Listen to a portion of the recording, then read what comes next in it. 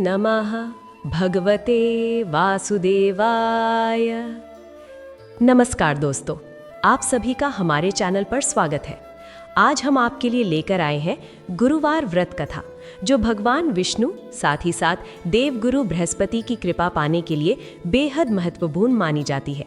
अगर आप जीवन में सुख, समृद्धि, धन और ज्ञान की प्राप्ति चाहते हैं तो इस कथा को अंत तक जरूर सुनें। गुरुवार का दिन भगवान विष्णु देव को समर्पित होता है। इनकी पूजा करने से विवाह में आ रही बाधाएं दूर होती हैं, घर में धन धान्य की वृद्धि होती है और जीवन में सकारात्मकता आती है। प्रिय भक्तगण, आज का ये दिन अत्यंत पावन है क्योंकि आज गुरुवार है और गुरुवार का दिन भगवान विष्णु देव को समर्पित होता है। वो दिन जो जगत के पालनहार भगवान विष्णु और ऐश्वर्य की देवी माता लक्ष्मी को समर्पित है। जो मनुष्य गुरुवार के दिन माता महालक्ष्मी की ये अमृतमय कथा सुन लेता है, उसके जीवन के अंधकारमय गलियारे स्वयं प्रकाश से भर जाते हैं। घर में धन धान्य की वृद्धि होती है और जीवन में सकारात्मकता आती है। कहते हैं कि गुरुवार की सुबह उठते ही जो भक्त सच्चे मन से माता लक्ष्मी का स्मरण करता है और उनकी इस दिव्य कथा को श्रवण करता है, उसके घर से दरिद्रता ऐसे भाग जाती है जैसे सूर्यदेव के उदय होते ही रात्रि का अंधकार ओझल हो जाता है। प्रिय भक्तों, ये केवल शब्दों का समूह नहीं है, ये एक साक्षात अनुभव है, एक ऐसी गहरी आस्था है जो आपके जीवन को भीतर से शुद्ध कर देती है। माता लक्ष्मी केवल धन की देवी नहीं है, वे करुणा और ममता की मूरत है। वे हमारे घर की शांति है, हमारे बच्चों की संस्कार है और हमारे भीतर का वो संतोष है जो हमें हर परिस्थिति में अडिग रखता है। जब हम सच्चे मन से माता की कथा सुनते हैं तो घर की नकारात्मकता समाप्त होती है, व्यापार में बरकत आती है और परिवार के सदस्यों के बीच प्रेम का संचार होता है। इसलिए इस पावन सुबह अपने मन को पूरी तरह शांत कर लीजिए, अपनी सांसों की गति को धीमा कीजिए और अपने हृदय के द्वार खोल दीजिए।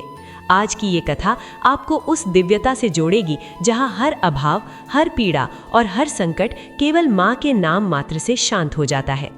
लेकिन आगे बढ़ने से पहले एक अत्यंत महत्वपूर्ण बात जो हमारे शास्त्रों में भी कही गई है, भगवान की कथा को कभी अधूरा नहीं छोड़ना चाहिए। अधूरा श्रवण मन में संशय पैदा करता है, जबकि पूर्ण श्रवण भाग्य के द्वार खोलता है। इसलिए इस कथा के अंत तक मेरे साथ बने रहें। यदि आप एक सच्चे सनातनी हैं तो इस पुण्य को दूसरों तक भी पहुंचाएं, इस वीडियो को साझा करें और हमारे ऐसे ही भक्ति और पावन व्रत कथा सुनने के लिए चैनल को सब्सक्राइब अवश्य करें। अब अपने दोनों हाथ जोड़िए, माँ लक्ष्मी का ध्यान कीजिए और प्रेम से कहिए, जय माँ महालक्ष्मी, जय विष्णु प्रिया। बहुत समय पहले की बात है, प्रकृति की गोद में बसा एक अत्यंत मनमोहक गांव था सोनपुर। जैसा इस गांव का नाम था वैसी ही यहाँ की छटा थी। गांव के चारों ओर लहलहाते हरे भरे खेत, कलकल करती शीतल नदी और ऊंचे पर्वतों से गिरते दूधिया झरने इस गांव को स्वर्ग जैसा सुंदर बनाते थे। यहाँ के लोग सुखी थे, संपन्न थे और गांव में किसी भी सुख सुविधा की कोई कमी नहीं थी। लेकिन प्रिय श्रोतागण, विधाता की लेखनी भी बड़ी विचित्र है। जहाँ अटूट सुंदरता होती है वहाँ वो कहीं न कहीं संघर्ष का एक बीज अवश्य छोड़ देता है। इसी वैभवशाली सोनपुर गांव के एक सुदूर कोने में एक छोटी सी जर्जर झोपड़ी थी। इस झोपड़ी में रहता था एक अत्यंत निर्धन ब्राह्मण परिवार। ब्राह्मण का नाम था देवदास और उनकी पत्नी का नाम था अंबिका। देवदास एक परम विद्वान और सदाचारी ब्राह्मण थे। उनके मुख पर सदैव वेदों की ऋचाएं और माता लक्ष्मी का नाम रहता था।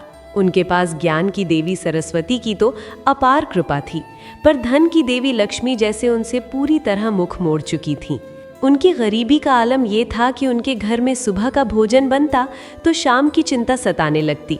अंबिका, जो एक पतिव्रता और ममतामयी स्त्री थी, अपने परिवार की ये दशा देखकर भीतर ही भीतर टूटती रहती थी।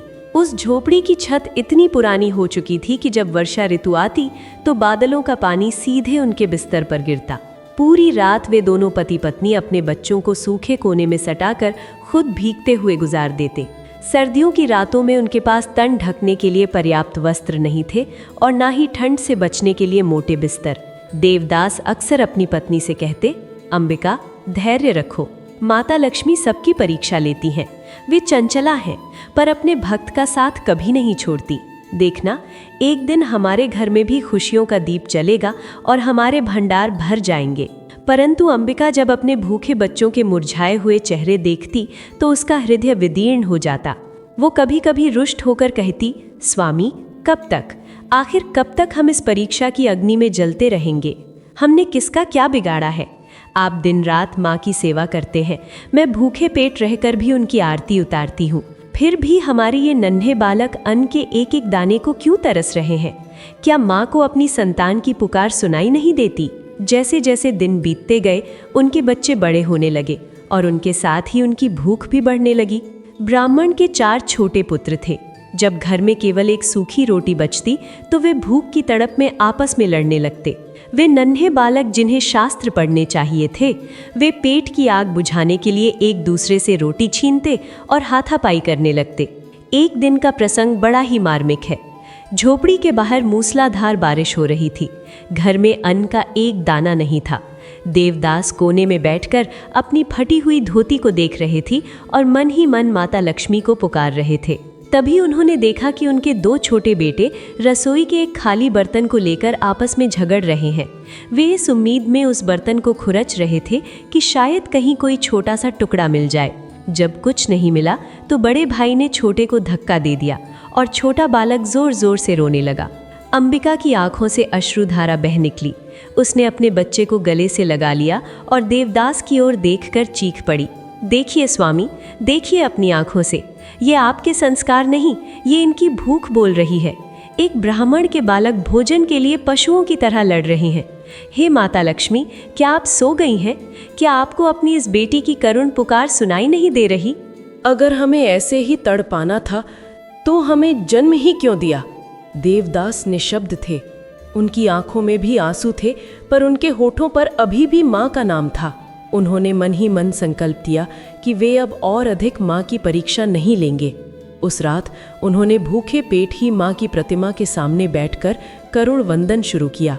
उनकी पुकार में इतनी वेदना थी कि जैसे सोनपुर की वो शीतल हवा भी ठहर गई हो। प्रिय श्रोताओं, उस रात सोनपुर गांव में बारिश थमी नहीं थी।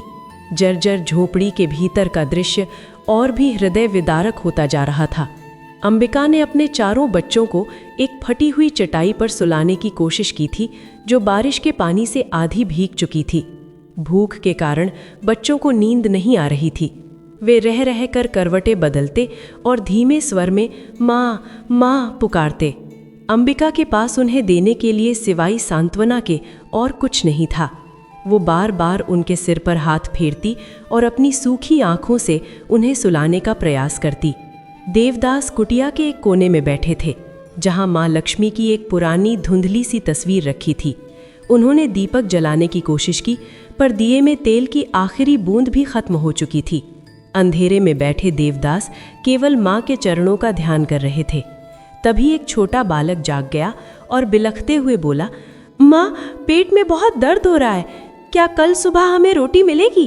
अंबिका का कलेजा मुंह को आ गया। उसने अपने बच्चे को अपनी छाती से लगा लिया। वह दृश्य इतना मार्मिक था कि पत्थर भी पिघल जाए। अंबिका ने अपने पति की ओर देखा और रूंधे हुए गले से कहा, स्वामी, आप कहते हैं कि माँ लक्ष्मी ममतामयी है, वे जगत की माता हैं। फिर एक माँ अपनी संतान को इस तरह तड़पते हुए कैसे देख सकती है? क्या उनके हृदय में दया का वास नहीं है?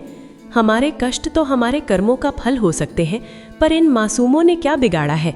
आज घर में एक मुट्ठी अनाज भी नहीं बचा है। कल सुबह जब ये जागेंगे और फिर से भोजन मांगेंगे तो मैं इन्हें क्या जवाब दूंगी? देवदास के पास कोई उत्तर नहीं था। वे चुपचाप उठकर कुटिया के दरवाजे पर जाकर खड़े हो गए। बाहर बिजली करक रही थी और चारों ओर अंधकार था।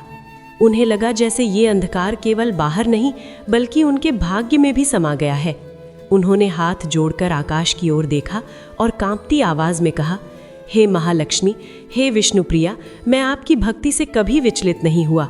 मैंने सदा धर्म का पालन किया, पर आज मेरी ममतामयी पत्नी और निर्दोष बालक भूख से दम तोड़ रहे हैं। यदि आपकी कृपा नहीं हुई तो कल इस ब्राह्मण का वंश समाप्त हो जाएगा। माँ, क्या आप यही चाहती हैं? रात धीरे धीरे ढल रही थी, पर ब्राह्मण परिवार के लिए ये रात युगों के समान लंबी लग रही थी। अंबिका ने उस रात एक भी क्षण अपनी पलकें नहीं झपकाई। वो बस अपने बच्चों के पैरों को सहलाती रही ताकि उन्हें ठंड ना लगे। उस जर्जर झोपड़ी में माँ की ममता और विधाता की क्रूरता के बीच एक मूक युद्ध चल रहा था। अगली सुबह जब सूरज की पहली किरण ने सोनपुर की धरती को छुआ तो गांव की सुंदरता फिर से निखर उठी। पक्षी चहचहाने लगे और लोग अपने अपने कामों में लग गए। लेकिन देवदास की झोपड़ी में केवल सन्नाटा और उदासी थी। बच्चे जाग चुके थे और उनकी आंखों में वही पुरानी प्यास और भूख थी। अंबिका ने खाली पतीले में पानी भरकर चूल्हे पर चढ़ा दिया। देवदास ने आश्चर्य से पूछा, अंबिका, तुम क्या कर रही हो? घर में तो दाना भी नहीं है, फिर ये पानी क्यों उबाल रही हो? अंबिका ने सिसकते हुए उत्तर दिया, स्वामी, ताकि बच्चों को लगे कि माँ उनके लिए कुछ पका रही है और वे थोड़ी देर और धीरज धर सकें। शायद तब तक कोई चमत्कार हो जाए, शायद कोई द्वार खटखटाए और हमें कुछ भिक्षा मिल जाए। प्रिय श्रोतागण, एक माँ की बेबसी देखिए। वो पानी उबालकर अपने बच्चों को सांत्वना दे रही थी। ये उस घर की स्थिति थी जहाँ साक्षात वेदों के ज्ञाता ब्राह्मण वास करते थे। तभी सबसे छोटा पुत्र अंबिका के पास आया और बोला, माँ, मुझे बहुत कमज़ोरी लग रही है, क्या मैं आज फिर से भूखा रहूँगा? अंबिका ने अपने बच्चे को चूल्हे की आग के पास बैठा लिया और उसके गालों को चूमते हुए कहा, नहीं मेरे लाल, धीरज रख। आज गुरुवार है, आज माता लक्ष्मी की कृपा का दिन है, वे ज़रूर हमारे लिए कुछ भेजेंगी। लेकिन समय बीतता गया और दोपहर हो गई। सूरज सिर पर आ गया था, पर किसी ने भी उस निर्धन ब्राह्मण की झोपड़ी का दरवाज़ा नहीं खटखटाया। देवदास ने अपनी फटी हुई झोली उठाई और सोचा कि आज फिर से गांव में भिक्षा मांगने जाएं। वे गांव की गलियों में निकले। प्रिय श्रोतागण, दोपहर ढलने लगी थी और धूप की तपिश अब कम होने लगी थी। लेकिन अंबिका के हृदय में जो विरह और वेदना की आग जल रही थी, वो कम होने का नाम नहीं ले रही थी। वो निढाल होकर ज़मीन पर बैठी थी। भूख और प्यास ने उसके शरीर को जर्जर कर दिया था, पर उसकी आत्मा अब भी उस परम शक्ति को पुकार रही थी। तभी अचानक सोनपुर के सन्नाटे को चीरती हुई एक आवाज़ आई। वो आवाज़ किसी बादल के गरजने जैसी नहीं, बल्कि किसी वीणा के मधुर स्वर जैसी कोमल थी। उनकी झोपड़ी के बाहर एक बूढ़ी औरत खड़ी थी। उसकी कमर झुकी हुई थी, कपड़े फटे पुराने थे और उसके चेहरे पर झुर्रियों का जाल बिछा था। पर प्रिय श्रोतागण, यदि कोई ध्यान से देखता तो उसकी आंखों में एक ऐसी चमक थी जो इस संसार की नहीं लगती थी।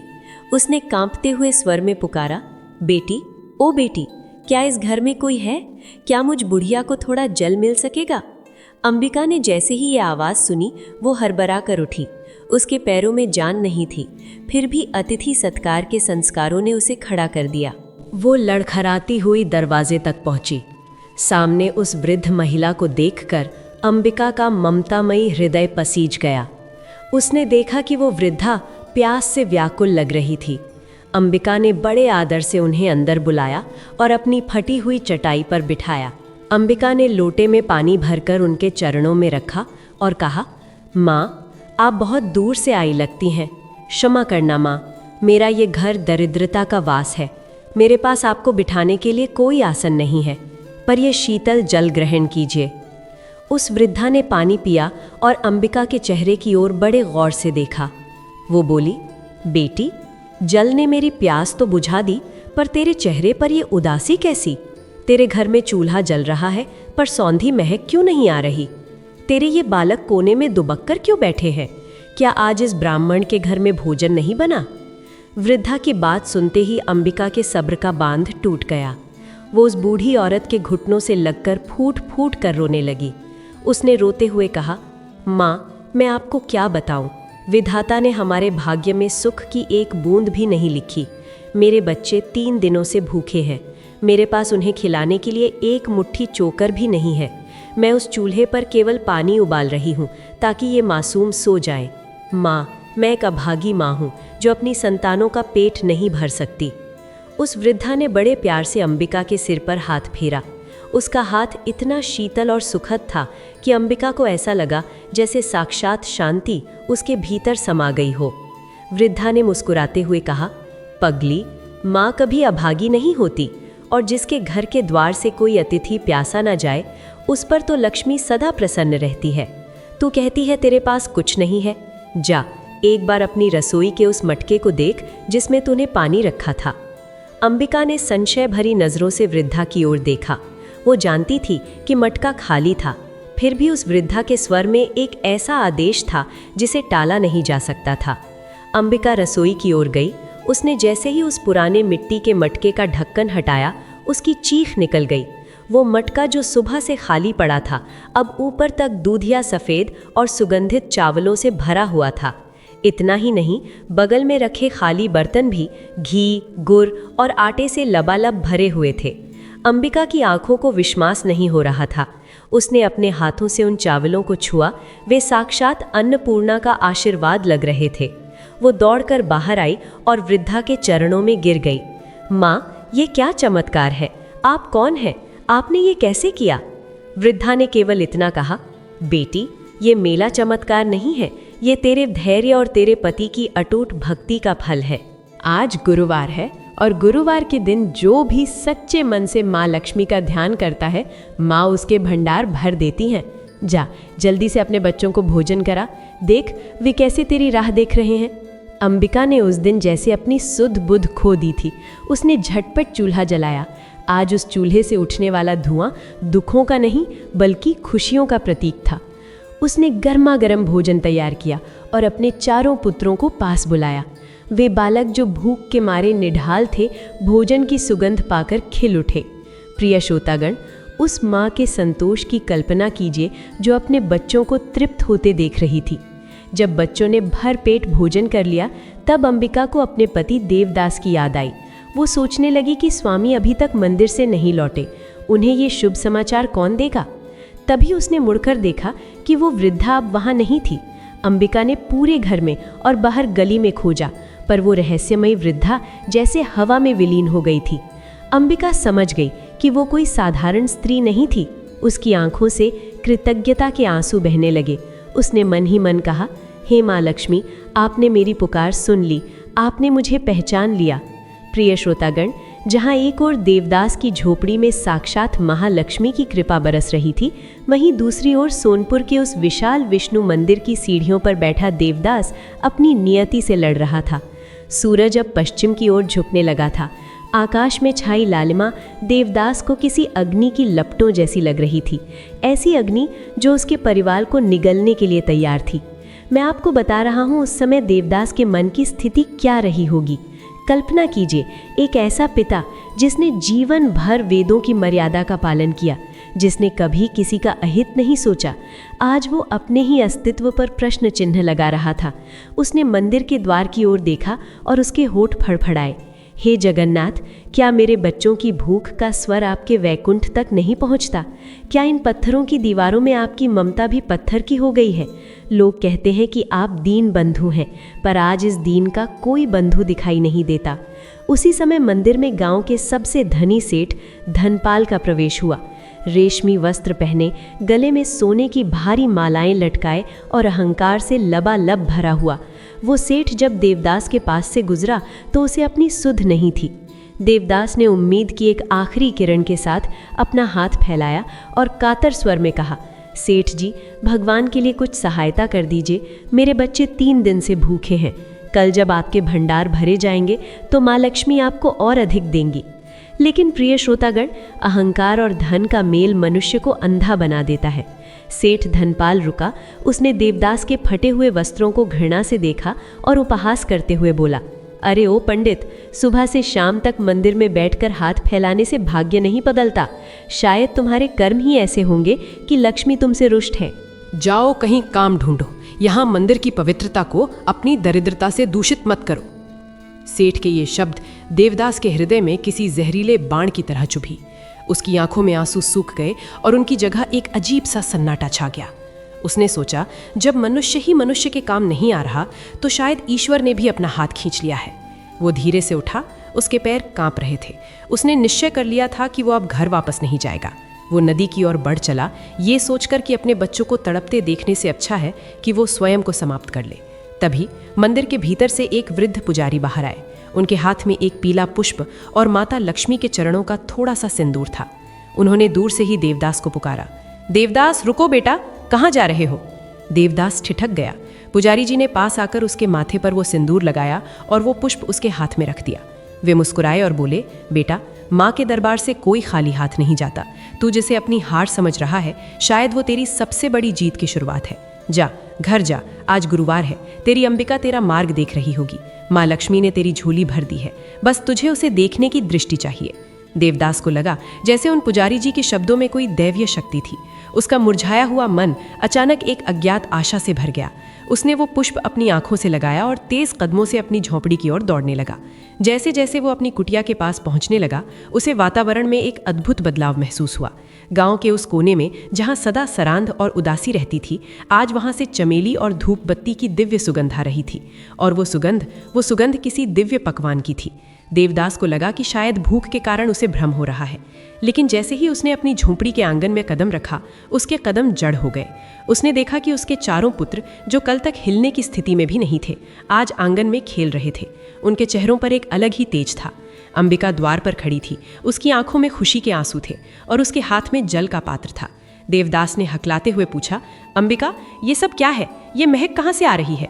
बच्चों के चेहरे इतने खिले हुए क्यों हैं? अंबिका दौड़कर आई और अपने पति के चरणों में गिर पड़ी। उसने सिसकते हुए पूरी कथा सुनाई।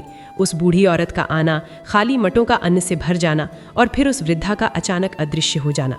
देवदास स्तब्ध रह गया। वो रसोई की ओर भागा। उसने देखा कि वहाँ केवल अन्न नहीं था, बल्कि स्वर्ण के पात्रों जैसी चमक थी।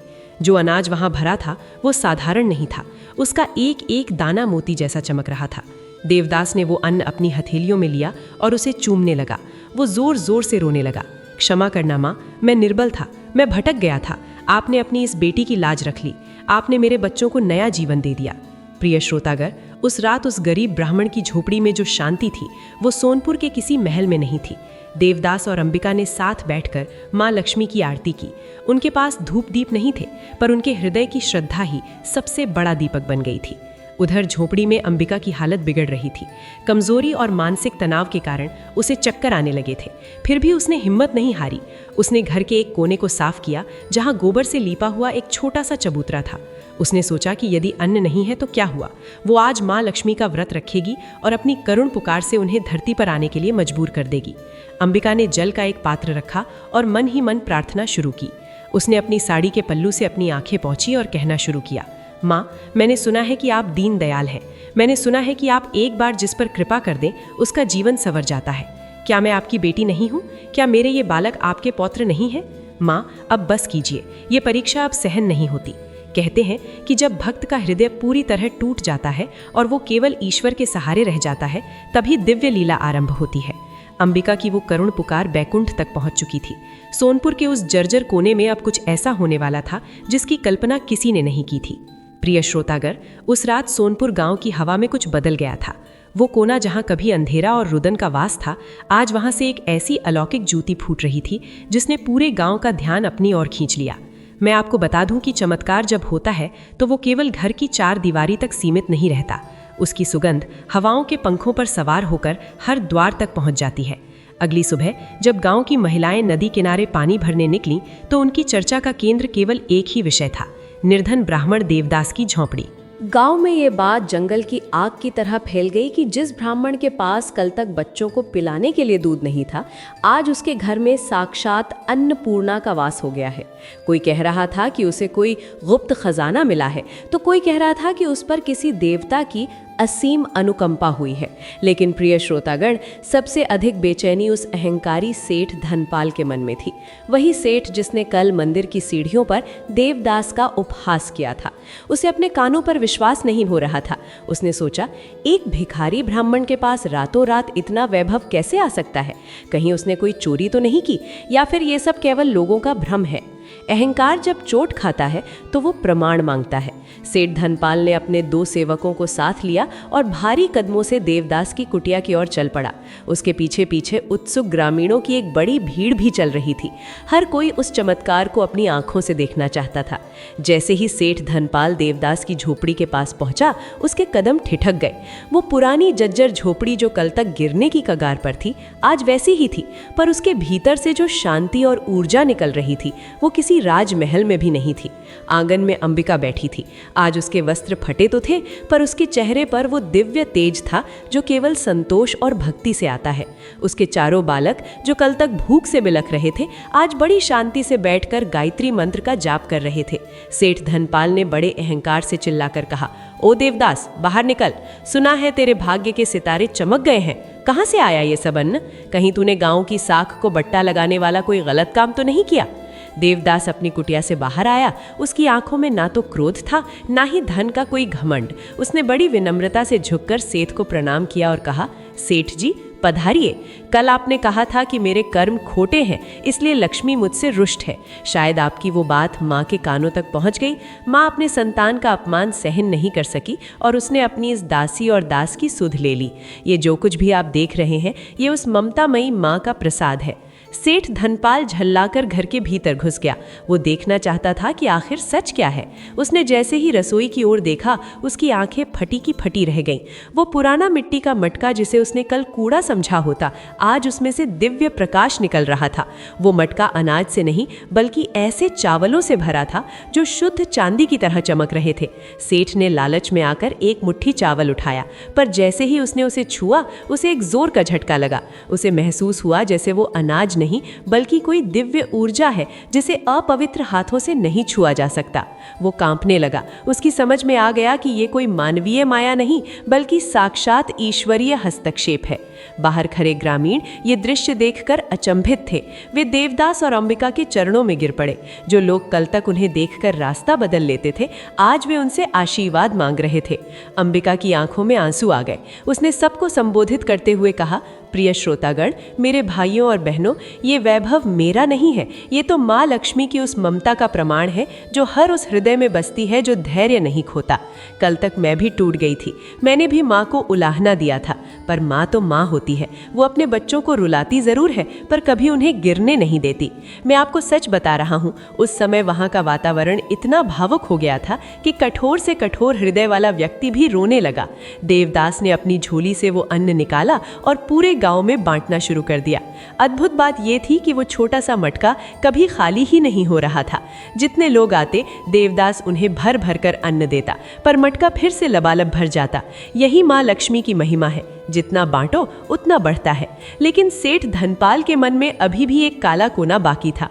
वो सोच रहा था, यदि एक मटका इतना अनाज दे सकता है, तो यदि मैं ये मटका ही उठा ले जाऊं, तो मैं पूरे विश्व का सबसे धनी व्यक्ति बन जाऊंगा। प्रिय श्रोतागण, उस दिन सोनपुर गांव ने वो देखा जिसकी किसी ने कल्पना भी नहीं की थी। भक्ति की शक्ति ने उस निर्धन ब्राह्मण की झोपड़ी को एक पावन तीर्थ में बदल दिया था। लेकिन जैसा कि मैंने आपको बताया, जहां प्रकाश होता है वहां छाया भी होती है। सेठ धनपाल का मन जो लोभ और ईर्ष्या की काली परतों से ढका हुआ था, इस दिव्य प्रकाश को सहन नहीं कर पा रहा था। वो मटका जो कभी खाली नहीं होता था, अब सेठ की आंखों में चुभने लगा था। उसके मन में एक भयानक योजना जन्म ले रही थी। उसे लगा कि यदि ये मटका उसके पास हो तो वो राजाओं का भी राजा बन जाएगा। उस दोपहर जब देवदास गांव वालों को अन्न बांटकर थोड़ा विश्राम करने अंदर गया, तभी सेठ धनपाल अपने हट्टे कट्टे अंग रक्षकों के साथ फिर से वहां का पहुंचा। इस बार उसकी आंखों में सम्मान नहीं, बल्कि एक हिंसक लालसा थी। उसने जोर से अपनी लाठी जमीन पर पटकी और चिल्लाया, ठहरो, ये सब नाटक बंद करो। मैंने गांव के पुराने दस्तावेज देखे हैं। ये जमीन जिस पर ये झोपड़ी खड़ी है वो मंदिर की है और मंदिर का प्रबंधन मेरे हाथों में है। इसलिए इस झोपड़ी की हर वस्तु, यहाँ तक कि वो मटका भी अब कानूनन मेरा है। प्रिय श्रोता, गांव वाले सहम गए। देवदास और अंबिका बाहर आए। देवदास के चेहरे पर अब भी वही शांति थी, पर अंबिका की आंखों में भय की लकीरें उभर आईं। वो जानती थी कि ये मटका केवल अन्न का पात्र नहीं, बल्कि उनके जीवन की साक्षात डोर है। देवदास ने हाथ जोड़कर कहा, सेठ जी, आप बड़े हैं, ज्ञानी हैं। यदि आपको लगता है कि ये सब आपका है, तो आप इसे सहर्ष ले जा सकते हैं। मैंने कभी इस पर अपना अधिकार नहीं जताया। ये तो माँ की कृपा है।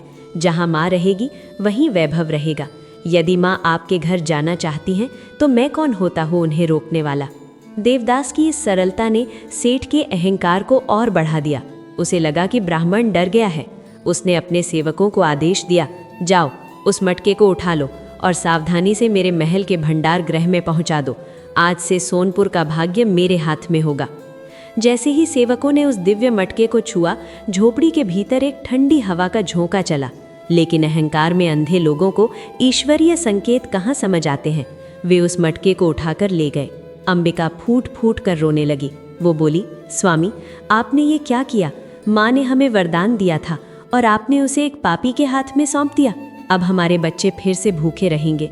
देवदास ने बड़ी कोमलता से अंबिका के आंसू पोंछे और कहा, अंबिका, तुम भूल रही हो कि माँ किसी की दासी नहीं है। वे भाव की भूखी है, सोने के पात्रों की नहीं। जो मटका श्रद्धा से भरा था वो लालच के हाथों में क्या देगा, ये विधाता ही जाने। तुम धीरज रखो, आज गुरुवार की संध्या है, माँ अपनी लीला स्वयं पूर्ण करेंगी। इधर सेठ धनपाल अपने महल में मटके के सामने बैठा था।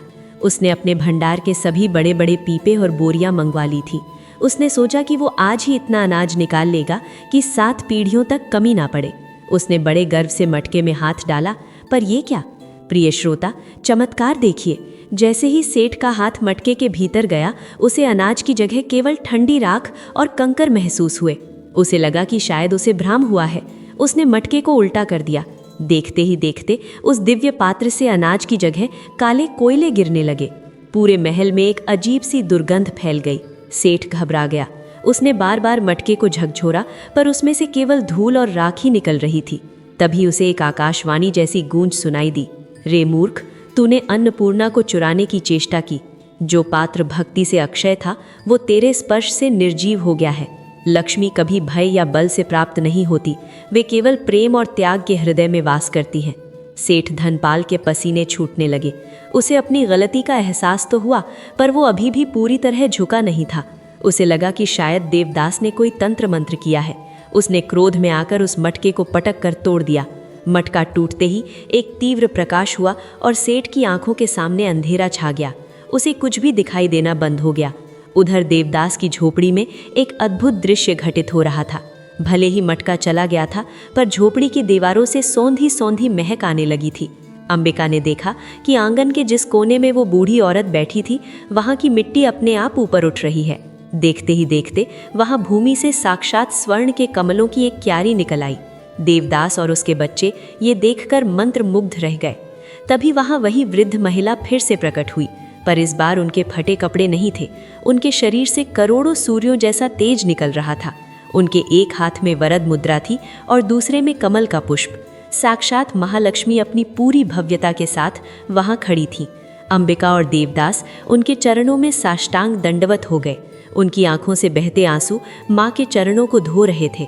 माँ लक्ष्मी ने मधुर स्वर में कहा, पुत्र देवदास, पुत्री अंबिका, तुम्हारी परीक्षा पूर्ण हुई। धन का आना और जाना तो माया है, पर जो भाव तुमने इस अभाव में भी बनाए रखा, वही मेरी असली पूजा है। वो सेठ कभी सुखी नहीं रह पाएगा, क्योंकि उसने धर्म का अनादर किया है, पर तुम सदा मेरे सानिध्य में रहोगे। प्रिय श्रोता, उस दिव्य प्रकाश के बीच खरी माता महालक्ष्मी की मंद मंद मुस्कान पूरे ब्रह्मांड की शांति को समेटे हुए थी। देवदास और अंबिका, जो कल तक 2 वक्त की रोटी के लिए संघर्ष कर रहे थे, आज उस जगत जननी के साक्षात दर्शन पाकर कृतार्थ हो चुके थे। अंबिका की आंखों से बहते आंसू अब पीला के नहीं, बल्कि असीम आनंद और भक्ति के थे।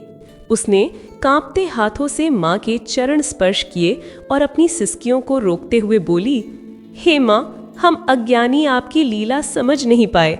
हमने आपको केवल धन की देवी समझा, पर आज जाना कि आप तो ममता का वो सागर है जो अपनी संतानों के आंसू पोंछने के लिए स्वयं धरती पर उतर आती हैं। माँ, हमें अब ये स्वर्ण के कमल नहीं चाहिए, हमें बस अपनी छाया में बनाए रखिएगा। माता लक्ष्मी ने अपना अभय हस्त अंबिका के सिर पर रखा और बड़ी मधुर वाणी में कहा, बेटी, धन केवल विलासिता का साधन नहीं है, ये धर्म का आधार भी है।